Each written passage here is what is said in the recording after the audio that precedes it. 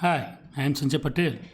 In this lecture, we are going to solve two interesting problems based on concept of monotonic sequences, which we have studied in the last lecture. Okay, so first example, I want to prove is this. Prove that the sequence say 0.1, 0.11, 0.111 and so on like this is a convergent sequence.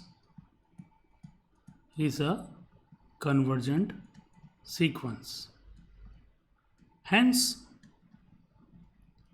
find the limit of this sequence. Hence, find its limit. Okay. So the solution to this problem will be thinking like this. We want to first establish whether this sequence is convergent. So there are two ways. You can just find the limit of this and say yes, this is the limit of this sequence by definition or by some other approach. Prove that this is the limit of this sequence and hence it is convergent. Or we can use our concept or results we have studied in the previous lecture, that if a sequence is increasing and bounded above, it is convergent. Second result was if a sequence is decreasing and bounded below, then also it is convergent. So in short, if you combine the two things, we can say if a sequence is monotonic and bounded, it is always convergent. Every monotonic bounded sequence of real numbers is always convergent. It's a very important theorem or result in analysis about sequences. Okay, so we'll be proving one such thing. Here the given sequence xn is this. So I'm writing like this: xn is equal to 0.1, 0.11, 0.111 and so on. So this is the given sequence. Okay.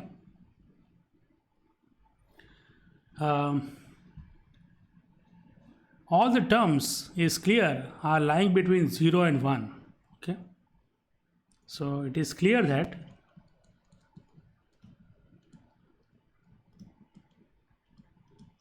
it is clear that 0 is less than xn, xn is less than 1 for every n. So therefore, the sequence xn is a bounded sequence.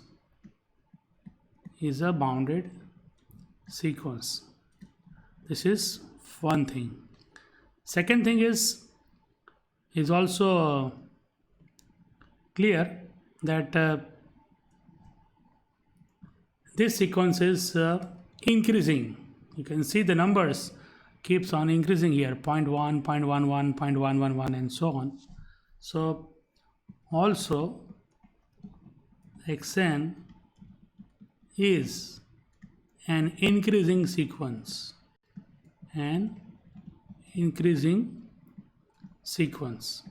number 2.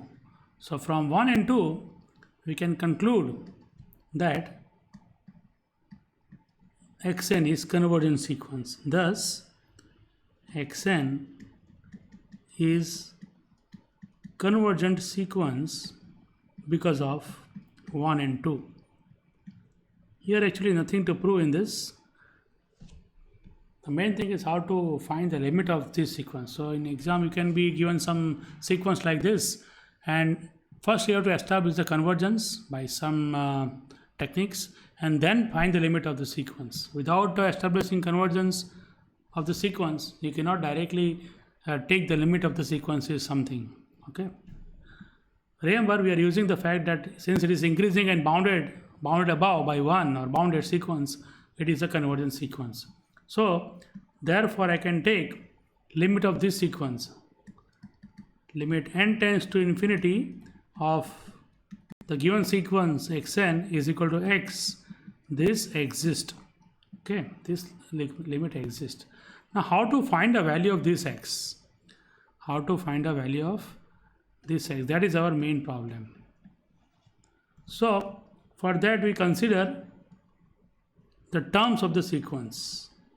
Here we have 0.1 is the first term, 0.11 second term, 0.111 third term, and so on. We don't know what is the nth term, and also it is very complicated or difficult to write down the nth term easily.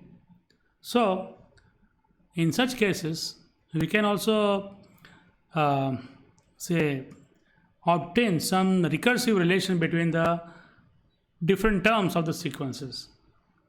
For example, you observe that if you take this first term and the second term, and if I multiply the first term, if I multiply the second term by 10, okay, I will get this is equal to 1.1. Now if I remove the previous term from this, that is 0.1, I will get 1. So what I have done? I have done 10 into the second term minus the first term. This is x2, this is x2, and this is x1. Okay, so this gives me 1. Now does it happen for other things or other terms or the next terms? Suppose if I take this as x3, then what is 10 into x3 minus x2? It is 10 into x3 is 0.111 minus x2 is 0.11. 10 into 0.111 is 1.11, and this is 0.11. So again the result is 1. And this way we can conclude that for in general we have 10 times xn minus the previous term, xn minus 1. If you take any nth term, multiply it by 10 and subtract the previous term, you will get the difference 1. So this is our observation here for every n. Okay, so this is our formula, or a recursive formula rather, of the given sequence. It is not the nth term formula, it is the recursive relation. When we are given a relation or a sequence is defined by using some relation between 2 or 3 terms, then such a sequence is called recursive sequence. And there is another important information I want to give. You know one such recursive sequence, the Fibonacci sequence, is a recursive sequence. You know well, let us recall just for your knowledge. Okay, if the first term of the Fibonacci sequence is 1, second term is also 1, then we know the Fibonacci sequence third term or the other terms are given by this: an plus 2 is equal to an plus 1 plus an. So that means if you take a3, if you want to find a3 third term, it is a2 plus a1. So it is 1 plus 1 is equal to 2. So this is a recursive formula of the Fibonacci sequence. So this is Fibonacci sequence. Okay. Let us find the limit of this sequence, which is defined by this recursive relation: 10 into xn minus 1 is equal to 1 for every n. We know limit of this sequence, we already established that exists in star. Limit n times infinity xn is equal to x exists. So taking limit in this recursive relation on both the sides,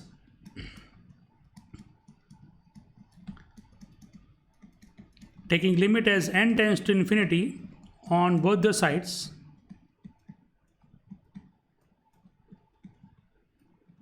we get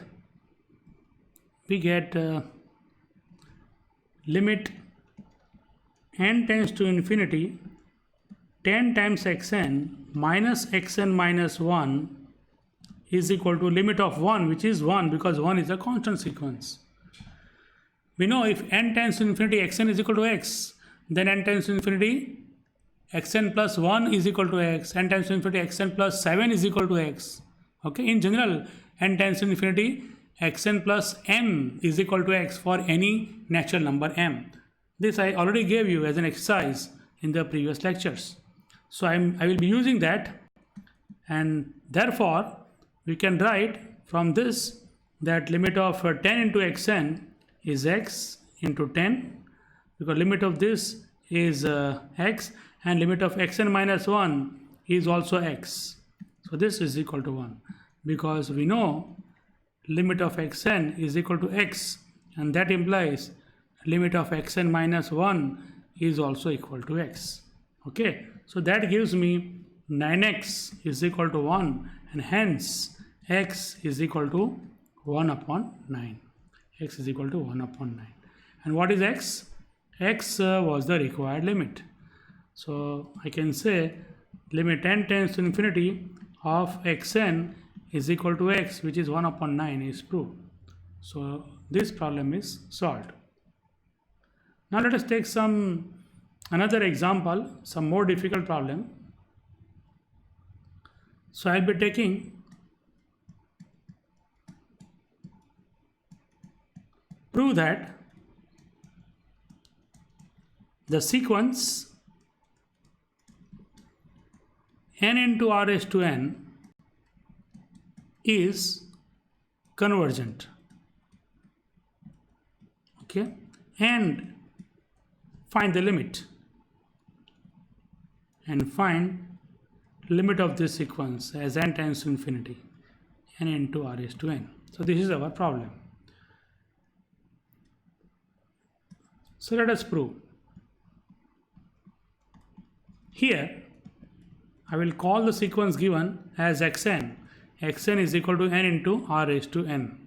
Okay, for n equal to 1, 2, 3 and so on. Note that all the terms x1, x2, x3 and so on all are positive, because I forgot to write here, r is a constant. I must mention, where r is a number between 0 and 1. Okay, here r is a constant, it is a fixed number between 0 and 1. What is changing is n. Okay, so if r is between 0 and 1, then we want to find limit of this sequence. Okay, so since r is positive and n is also positive, we can conclude that all terms are positive. So it is clear that xn is positive for every n. Okay, what does this mean? This means this 0 is a lower bound of the sequence xn, or you can say the sequence xn is bounded below,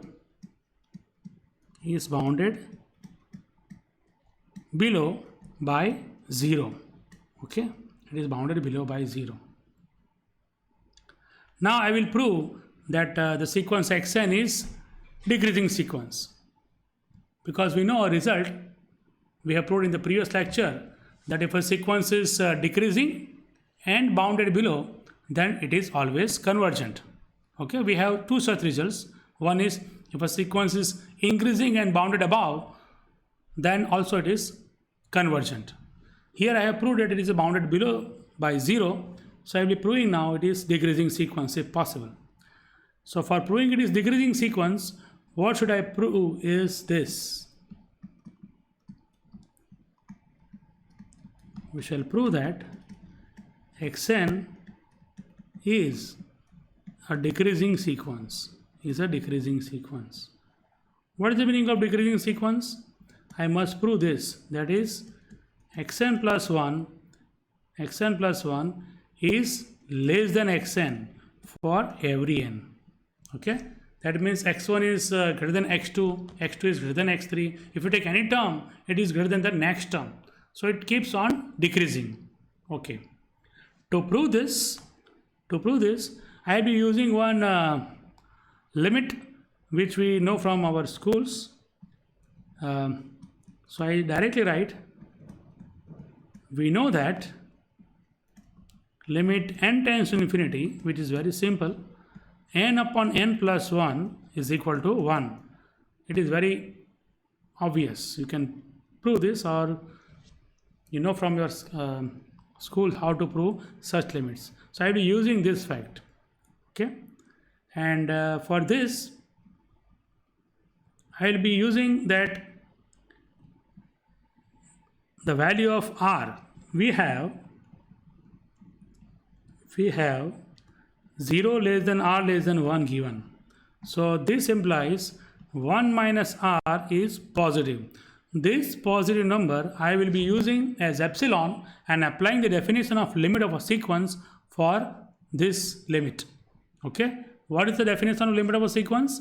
For every epsilon greater than 0, there exists some positive integer n0, or you can say small m, such that for every n greater than or equal to small m implies we have mod of xn minus x is less than epsilon.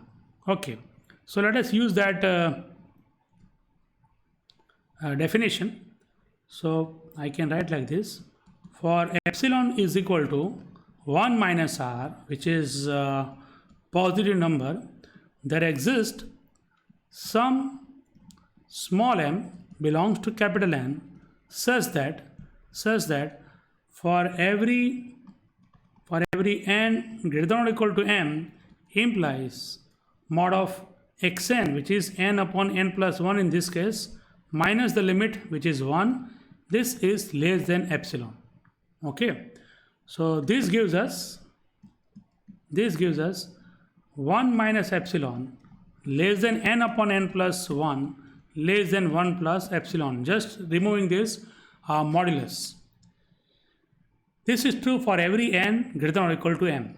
A less than b less than c is true. What I want is only the first part. So I'll be using this much. And what is 1 minus epsilon? You know, 1 minus epsilon is r from this. Epsilon is equal to 1 minus r. So 1 minus epsilon is equal to r. So I can conclude that for every n greater than or equal to m, we have 1 minus epsilon less than n upon n plus 1, and that is r is less than n upon n plus 1. So this gives us for every n greater than or equal to m implies n plus 1 times r is less than n. So I have put this important thing, some inequality, which I'll be using to show that the original sequence is decreasing. So let us see how one can do that. So consider xn plus 1, the n plus 1th term of the original sequence, which is n into r raised to n. Just recall that the given sequence is xn is equal to n into r raised to n. So xn plus 1 will be n plus 1 times r raised to n plus 1, correct? If you just want to see that and don't believe, it is this sequence, see. Yes, this is our given sequence, n into r raised to n. So xn plus 1 is n plus 1 times r raised to n. So xn plus 1 is this, okay, and this I can write as n plus 1 times r raised to n into r. Okay, now n plus 1 into r, this and this product is less than n by result number 2. So I can write that this is less than n into r raised to n because of result number 2. But this is true only if n is greater than or equal to m. So that condition is there. So I cannot write it for every n. It is true only for n greater than or equal to m. And what is this term n into r raised to n? It is nothing but xn. So what is proved? We have proved that for every n greater than or equal to m, we have xn plus 1 is strictly less than xn. Okay, so that suggests if you put n equal to m here, xm plus 1 is less than xm. If you put n equal to 2, xm plus 2 is less than xm, and so on. So this implies, I can say, the sequence xm plus 1, xm plus 2, and so on. This is a decreasing sequence. This is a decreasing sequence. Okay, we also have all xm all xm plus say k are positive for every k belongs to n. Okay, so I can say this sequence, therefore the sequence xm plus k for k equal to 0 to infinity, or say 1 to infinity, whatever you can take, is bounded below by 0, is bounded below by 0. Okay, this is our result number 4. Here we have proved that it is decreasing sequence, and in result number 4 we have proved it is bounded below by 0.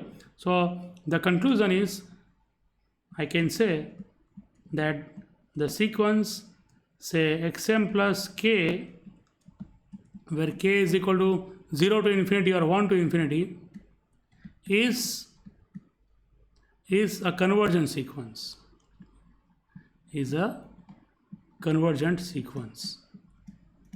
and that implies the limit of this sequence exists. Which sequence? xm plus k.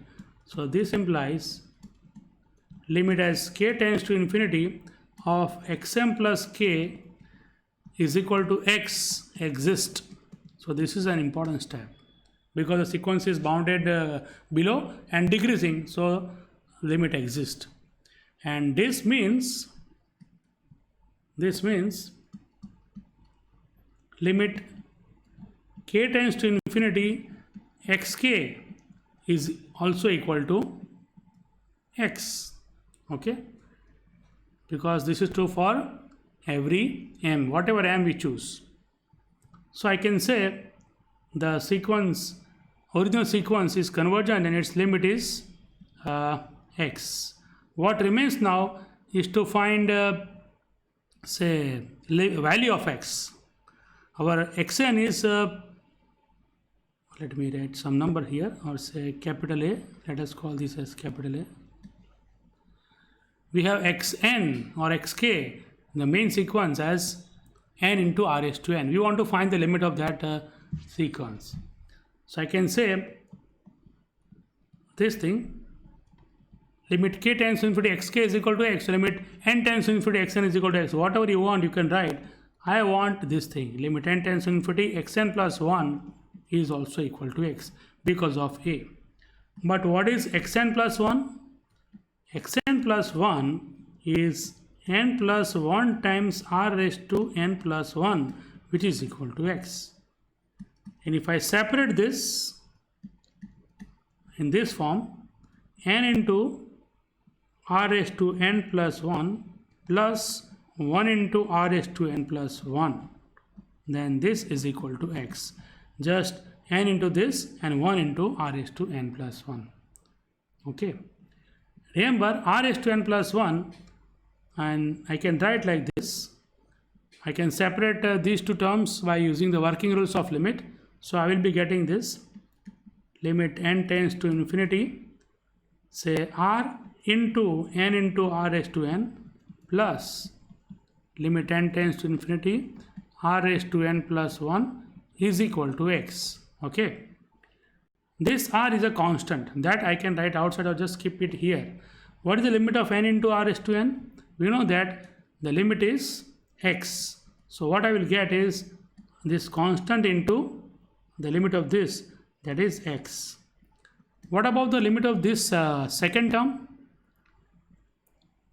You know, r is between 0 and 1, and therefore r raised to n plus 1 is a geometric sequence, and we have proved in our first theorem that this limit is 0. So this is equal to x. So I can write here, because 0 less than r less than 1 implies limit of r raised to n plus 1 as n tends to infinity is 0. So what I am getting here is rx is equal to x. My aim is to find a value of x. So this gives me r minus 1 times x is equal to 0, taking x on that other side. Now r minus 1 is not 0. As r is not equal to 1, I can say that r minus 1 is not equal to 0. So what is the conclusion? Therefore x must be 0. Okay. And what is x? x is the required limit.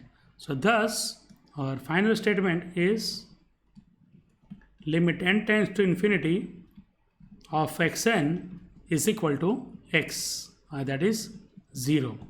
Okay, so I can say limit of the given sequence, which is n into r raised to n, is 0, is proved. Okay, so we have proved these two interesting problems based on monotonic sequences. Okay, so we'll be given some sequence in exam and ask that check whether this sequence is convergent or not, and if it is convergent, find the limit of this sequence. We'll be proving limit of two very important sequence in our next lecture. Thank you.